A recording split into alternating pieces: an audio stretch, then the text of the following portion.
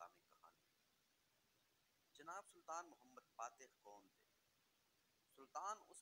سلطنت عثمانیہ کا عظیم سلطان سلطان محمد فاتح تھا۔ 1451 1481 تک یہ عظیم الشان سلطان عثمانیہ سلطنت کے تخت پر منتمن رہا۔ سلطان محمد سلطان مراد کے بعد تخت نشین ہوا۔ سلطان محمد کے بے مثال اور شاندار فتوحات کی وجہ سے اہل یورپ سے فتوحات کا دیوتا کا لقب دیا تھا۔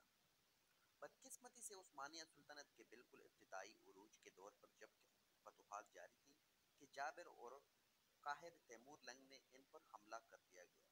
اس کے بعد اگرچہ تیمور لنگ تو چلا گیا مگر اس کے بعد سلطنت عثمانیہ کہ اس کے وارث ایک مرتبہ پھر پہلی حالت میں واپس لانے کے لیے تگ و دو کرنے لگے۔ اس سلسلے میں عثمانی ترکوں کو جس قسم کی قائد کی ضرورت تھی وہ انہیں سلطان محمد کے باپ مراد ثانی کی صورت میں مل گیا۔ اس نے اپنے جوہر شجاعت اور قیادت کے ثبوت جلد ہی پیش کرنا شروع کر دیے۔ مورخین کے مطابق یونانی بادشاہ نے سلطان بایزید یلدرم کے بیٹے محمد سے دیرینہ مراسم کو بالائے طاق رکھتے ہوئے ایک 18 سالہ نوجوان وارث کو حقارت سے دیکھتے ہوئے مصطفیٰ نامی شخص کو جو کہ بایزید یلدرم کا فرزی بیٹا تھا اور 15 برس تک تخت کا دعویٰ بھی کر چکا تھا اور قسطنطنیہ میں سختی سے نظر بندتا مراد ثانی کے خلاف کھڑا کر دیا، یہ مصطفیٰ چند عارضی اور ابتدائی فتوحات پر بے حد خوش تھا اور کچھ عرصے کے لیے مفتوحہ یورپی صوبوں پر قابض بھی رہا، مگر اسے بہت جلد ہی یہ محسوس ہو گیا کہ خزاں اس کے سر پر کھیل رہی ہے اور پھر ایسا ہی ہوا کہ سلطان محمد کے باپ مراد نے اس پر قابو پا کر اسے سزائے موت دے کر اس کی دھوکے بازی کو واضح کر دیا۔ اس کے بعد تھوڑی ہی عرصے کے بعد سلطان مراد اور اس کے بیٹے محمد کی جنگی صلاحیتیں ایک ایسی آزمائش میں مبتلا ہو گئی جس کی توقع نہیں کی جا سکتی تھی۔ اب عیسائی حکومتیں جب ایک مرتبہ پھر شمشیر بکف ہو گئی تھی اور انہیں ایک ایسا قائد مل گیا تھا کہ جو یورپی سالاروں میں بلند ترین شہرت کا حامل تھا، جب تک کہ سرویا کا حاکم زندہ رہا وہ اس معاہدے کی رو سے عثمانیہ سلطنت کے ساتھ دوستی کا پابند رہا، مگر جب 1427 میں اس کی وفات ہو گئی تو سرویا کا ایک نیا بادشاہ برانکووچ پر اس اقتدار آیا جو سلطان مراد ثانی کو جانتا اور پہچانتا ہی نہیں تھا۔ اب سلطان مراد ثانی کے خلاف سرویا، بوسنیا، ہنگری، پولینڈ اور البانیہ کی فوجیں جمع کرنا شروع کر دیا۔ اس لشکروں کو ایک شخص ہونیاڑے کے ماتحت رکھا گیا۔ یہ وہ شخص تھا جس نے عیسائی بڑی زبردست عقیدت رکھتے تھے۔ ہنگری کا بادشاہ جسمنڈ جو کہ سلطان مراد اول اور اس کے بیٹے سلطان بایزیدلم کے ہاتھوں مارا جا چکا تھا، یہ اسی بادشاہ کا بیٹا تھا جو کہ سیاست اور جنگ کا زبردست تجربہ رکھتا تھا۔ یورپی کی جنگوں میں اس کی فتوحات اتنی عظیم تھی کہ اس سے قبل کسی عیسائی حکمران یا بادشاہ کو نصیب نہ ہوئی تھی اور اسی وجہ سے ان کے لیے اس کا نام اس قدر پر ہیبت تھا کہ وہ اپنے روتے ہوئے بچوں کو اس کے نام سے ڈرایا کرتے تھے، جس طرح پنجابی لوگ اپنے بچوں کو پٹھانوں کے نام سے ڈراتے۔ ہونیاڑے نے یہ ناموری اٹلی کی جنگوں میں حاصل کی تھی جہاں اس نے یورپ میں کامیابی معرکے سر کیے تھے۔ یورپ میں اس نے اپنی شجاعت کے خوب ہار دکھائے اور اپنے ملک ٹرانسلوانیا کو اچھی طرح محفوظ کر لیا۔ پھر اس نے ترکوں کے علاقوں پر یلغار کرنا شروع کی اور وہ مولڈیو پایا میں داخل ہو گیا جو کہ ترکوں کے پاس تھا۔ یہ وہ علاقہ ترکوں سے چھیننے میں کامیاب ہو گیا۔ اس کے بعد اس نے کئی مرتبہ دریائے ڈینوب کو عبور کیا اور سلطنت عثمانیہ کے محفوظات میں داخل ہو کر تباہی مچا دی اور اپنے ساتھ بہت سا مال و اسباب اور قیدی لے گئے۔ چند کامیابیاں حاصل کرنے کے بعد اس ہونیاڑے جو کہ مسلمانوں کے خلاف قہر کے علامت بن چکا تھا، 1443 میں ایک بہت بڑے لشکر کی قیادت کی جس میں یورپ کے کئی ملکوں کی صلیبی سرما شامل تھے۔ اس جنگ کو یورپ والوں نے مقدس جنگ کا درجہ دے رکھا تھا۔ حیرت انگیز طور پر ہنگری کا بادشاہ لاڈر سلاس بھی اس معرکے میں شامل تھا۔ یہ لشکر اور یورپی حکمران دریائے مور اوکے کے کنارے نیش کے کنارے حملہ آور ہو کر ترکوں کے چند علاقوں پر قبضہ کرنے میں کامیاب ہو گئے، مگر اس لشکر جرار کا بیڑا غرق اس وقت ہو گیا جب ترکوں نے قریب و جوار کی گاڑیوں اور کائیوں میں پانی بھر دیا، اور یہ پانی رات بھر میں یخ برف کی صورت اختیار کر گیا تو راستے ناقابل عبور ہو گئے۔ چنانچہ یورپ کا لشکر اب بری طرح پنس کر رہ چکا تھا اور آخرکار انہیں صلاح کرنا پڑی۔ اس کے بعد یورپ کی قوتوں اور سلطان محمد کے باپ مراد کے درمیان صلح کی گفتگو ہوئی اور آخرکار صلح ہی ہو گئی، اور اس صلح کی رویے سے سربیا کو آزادی مل گئی۔ اب یورپ والوں اور سلطان مراد کے درمیان 10 برس کے لیے صلح ہو گئی۔ انہی ایام میں سلطان مراد کا ایک بیٹا علاؤ الدین اچانک ایک سانحہ میں ہلاک ہو گیا، جس کی وجہ سے وہ ایک گوشہ عافیت کا متمنی ہوا۔ چنانچہ یورپ والوں سے صلح نامہ کے فوراً بعد 1444 میں وہ تخت سے دستبردار ہو گیا اور عنان حکومت اپنے ہونہار بیٹے محمد کے حوالے کر دی۔ اب اس نے منگشینیا کی طرف جانا پسند کیا تاکہ اپنی زندگی کی بقیہ ایام سکون و عافیت سے گزارے۔ یورپ کے عیسائیوں نے جب اس نامور سلطان کی دستبرداری کے بارے میں سنا تو وہ اس صلح نامے اور اس معاہدے کو توڑنے پر آمادہ ہو گئے جو انہوں نے انجیل پر ہاتھ رکھ کر دیا تھا۔ پوپ اور یونانی بادشاہ نے اپنے روحانی اقتدار کو بروئے کار لاتے ہوئے ہونیاڈے کو اس عہد کو توڑنے پر اکسایا، جبکہ عیسائیوں کی سب سے بڑی مذہبی رہنما پامائے روم کارڈنل جولین اس عہد نامے کو توڑنے پر آمادہ کر لیا۔ حیرت اس بات پر ہوتی ہے کہ اس میں ابھی اس معاہدے کو مشکل سے ایک ہی ماہ ہی ہوا تھا۔ دراصل یورپ کے عیسائی حکمرانوں نے ایک چال کی تحت معاہدہ کیا تھا۔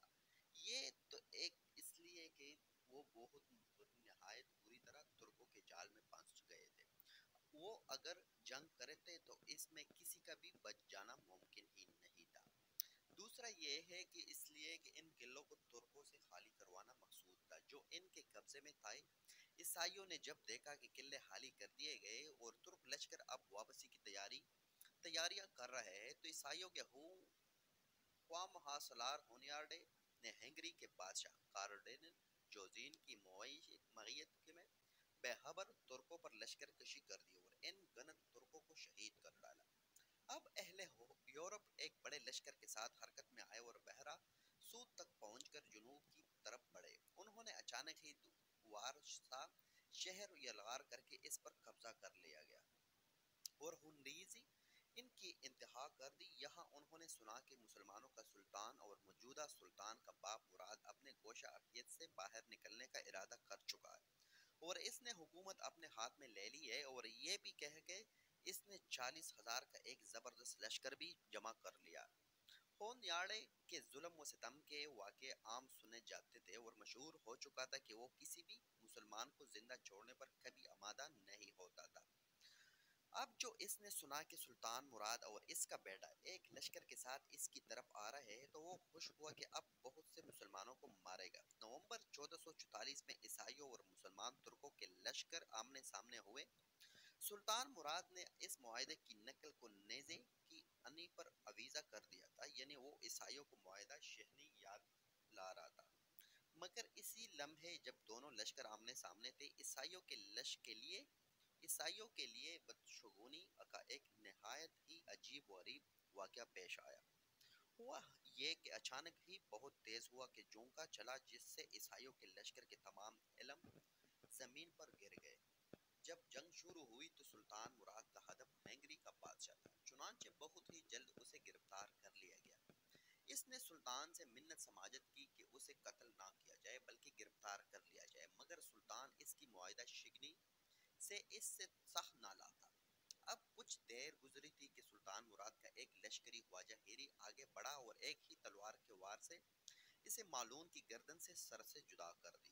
اب اس کا سر نیزے پر اس کی نقری تاج کے ساتھ بلند کیا گیا تو ہنگری کے لشکریوں نے میدان چھوڑ کر بھاگنا شروع کر دیا۔ وہ ہونیاڈے جو نہتے مسلمانوں کو مارنے میں بڑی شہرت رکھتا تھا اب منہ چھپائے پھر رہا ہے۔ اس کا ظلم اور اس کا قہر دور ہو گیا تھا کیونکہ اس کے ارد گرد کے لشکری مرے ہوئے پڑے تھے۔ اب سلطان کے لشکریوں نے پامائے اعظم کے نمائندے کا کاؤنٹ کی کارنیڈل جولین کو دیکھ لیا جو اس معاہدے کو توڑنے میں پیش تھا، چنانچہ ایک مجاہد تیزی کے ساتھ اس معاہدے شکن نصرانی پادری کی طرف بڑھا اور اپنی تلوار کے ایک ہی وار سے اسے واصل جہنم کر دیا۔ اس کے بعد عیسائیوں کے اس عظیم الشان لشکر میں ایسی بگدڑ مچی کہ کوئی بھی عیسائی سورما پیچھے مڑ کر بھی نہ دیکھتا تھا۔ یہ اہل یورپ کے انتہائی شرمناک شکست تھی، جس کے نتیجے میں سرویا اور بوسنیا مکمل طور پر سلطان مراد کے قبضے میں آ گئے۔ اب وہاں کے رہنے والے عیسائی باشندے ان مسلمان فاتحین کا دل و جان سے استقبال کر رہے تھے، کیونکہ وہ ہنیاڑے کے ظلم و ستم سے بہت زیادہ تنگ آ چکے تھے۔ اس جنگ کی کامیابی کے بعد سلطان مراد ایک مرتبہ پھر گوشہ تنہائی میں چلا گیا، مگر اپنے بیٹے کی کم عمری کی وجہ سے وہ دوبارہ نکل آیا۔ اب اس نے 6 برس تک بڑی شان و شوکت کے ساتھ حکومت کی اور ایک مرتبہ پھر اپنے قدیم حریف ہونیاڑے کو ایک طویل اور سخت مقابلے کے بعد کساؤ کے میدان میں بری طرح شکست سے دوچار کیا۔ 1451 میں ترکوں کا یہ عظیم سلطان وفات پا گیا۔ سلطان کی وفات کے بعد اس کا بیٹا محمد سلطان بنا۔ 5 برس کے بعد یعنی اپنے باپ کے وفات کے 5 برس بعد سلطان محمد ہنگری کے دروازے بلغرار کا محاصرہ کیے ہوئے تھا۔ دراصل جب سلطان مراد فوت ہوا تو اہل یورپ نے یہ خیال کیا کہ مراد کے فوت ہو جانے کے بعد اس کا تجربہ کار بیٹا تاج و تخت و سلطنت کا مالک بنا ہے، لہذا اس پر آسانی سے قابو پایا جا سکتا ہے اور اس کے علاقوں کو چھیننا مشکل کام نہ ہوگا۔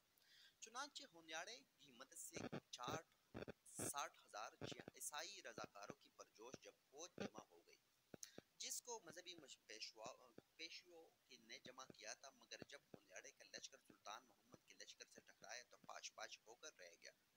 خود ہونیاڑے اس خونریز معرکے میں زخمی ہوا، زخم ایسی کھاری تھے کہ وہ جان پر نہ ہو سکا، اور انہی زخموں کی تاب نہ لاتے ہوئے ہزاروں کی مسلمانوں کی بے دردی سے موت کے منہ میں دھکیلنے والا دراصل جہنم ہو گیا۔ عثمانیہ سلطنت کے سلطان مراد کے 30 سالہ دور حکومت کا کوئی بھی لمحہ اس وقار کے منافی نہیں گزرا تھا، اور اس کا کردار قائدانہ اور حاکمانہ اور صاحب جس قدر متصب تھا، اس قدر وہ پاکیزہ اور نیک نفس بھی تھا۔ اس کے بیٹے اور جانشین سلطان محمد نے بھی تقریباً 30 برس ہی حکومت کی۔ یہ علم و ادب کا بہت بڑا قدر دان تھا، جبکہ شاعر و شاعری سے بھی دلچسپی رکھتا تھا۔ سلطان محمد 5 زبانوں کا زبردست عالم تھا، عربی، فارسی، عبرانی، لاطینی اور یونانی میں حیرت انگیز مہارت رکھتا تھا۔ اس کے علاوہ جغرافیہ، ریاضی اور علم نجوم سے بھی اچھی خاصی واقفیت رکھتا تھا۔ اس کے علم دوستی کا یہ عالم تھا کہ 30 سامانی شاعروں کو دربار سے ماہانہ وظائف دیتے جاتے تھے۔ اسی طرح وہ مدرسوں کو بھی مالی امداد دیا کرتا تھا۔ سپہ سالار کی حیثیت سے سلطان محمد بن مراد اپنے باپ پر بھی فوقیت رکھتا تھا۔ اس مرتبہ جب کسی نے اس سے کسی مہم کے موقع پر اس کے آئندہ کے لائحہ عمل کے بارے میں پوچھا تو اس برجستہ ایک تاریخی جملہ کہا: اگر میری داڑھی کا ایک بال بھی ان سے آگاہ ہو جائے تو میں اسے نوچ کر پھینک دوں۔ یہی اس کی فتوحات کا اہم راز تھا، کہ یعنی مکمل رازداری اور عمل میں برق رفتاری۔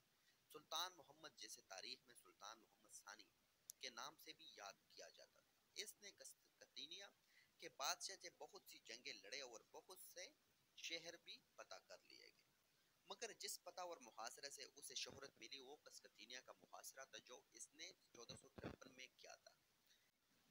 ایسا معلوم ہوتا ہے کہ یونانی سلطنت پر نئے سلطان کے تحت نشین ہونے پر ہر بار اپنے احکامانہ اقدام سے اپنی تباہی کے دانے پر پہنچنے کا سامان کر رہی تھی۔ اس موقع کو تو کھو چکی تھی، جو کہ تیمور لنگ نے انہیں اس وقت یاد دیا تھا جب اس نے بایزید یلدرم کو زیر کر دیا تھا۔ اگر اس وقت یورپ والے فوائد حاصل کرنے کی کوشش کرتے تو شاید کامیاب ہو جاتے، مگر انہیں ہوش ہی اس وقت آیا جب عثمانیہ سلطنت ایک مرتبہ پھر طاقتور ہو چکی تھی۔ عثمانی ترکوں کے جدہ اعلیٰ عثمان کے اس خواب کے وقت سے قسطنطنیہ کی شاہی پایا تخت کو اپنی گرفت میں دیکھا تو ترک ہمیشہ اس کی تسخیر کے خواہاں رہے۔ بایزید یلدرم نے اس کا محاصرہ بھی کیا، اس کے بیٹے موسیٰ نے اس کا بڑی سختی سے محاصرہ بھی کیا اور فتح کی کوشش بھی کی۔ اس کے بعد مراد ثانی کی بڑی زبردست کوشش کی، مگر کوئی نمایاں کامیابی حاصل نہ ہو سکی، اگرچہ اس کے ارد گرد کے صوبے عثمانی ترکوں کے ہاتھوں میں آ چکے تھے، مگر ابھی تک قسطنطنیہ کا وہ فتح نہ کر پائے تھے جس کی خواہش ان کی جدا اعلیٰ عثمان خان، جو کہ اس سلطنت کا بانی تھا، کو تھی۔ چنانچہ قسطنطنیہ کے نئے بادشاہ پیلوگاس کے مخالفانہ اور احمقانہ کارروائیوں نے سلطان محمد کو ایک موقع فراہم کر دیا۔ اس نے قسطنطنیہ کے دروازوں کے مقابل ایک قلعے کی تعمیر شروع کروا دی۔ اس سے پہلے اس کے دادا سلطان مراد ثانی کے باپ محمد اول نے بھی قسطنطنیہ کے بادشاہ منوئیل کو خوفزدہ کرنے کے لیے ایک قلعہ ایشیائی ساحل پر بنوایا تھا، جو اناطولیہ خسار یا حصن اناطولیہ کہلاتا تھا۔ اب سلطان محمد ثانی نے رومیلیا خسار یا حصن رومیلیا کے اس مقابل دوسرے کنارے پر قسطنطنیہ کی فتح اور اس کے بادشاہ پیلوگاس کی ہیبت زدہ کرنے کی غرض سے تعمیر کرایا۔ ہزاروں معمار اور مزدوروں کو کام پر لگا دیا گیا۔ عیسائی گرجا گھروں کے ستون اور ان کی قربان گاہوں کے پتھر ان کی دیواروں سے چنوا دیے گئے، جن کا عرض 30 فٹ رکھا گیا۔ 3 ماہ کے قلیل عرصے میں یہ قلعہ تعمیر ہو گیا۔ خصوصی برج، ایک توپ خانہ، ایک خاص زاویے پر نصب کیا گیا جو 600 من وزنی کے پتھر کے گولے پھینک سکتا تھا۔ تو ناظرین، آج کی ویڈیو بس اتنا ہی۔ انشاءاللہ نیکسٹ ویڈیو میں ملاقات ہوگی۔ ویڈیو پسند آنے کی صورت میں ہماری ویڈیو کو لائک کرے، شیئر کرے، کومنٹ کرے، سبسکرائب کرنا نہ بھولے۔ انشاءاللہ اگلی قسط میں ملاقات ہوگی۔ تب تک کے لیے رکھے گا اپنا اور اپنے پیاروں کا ڈھیر سارا خیال۔ اللہ حافظ۔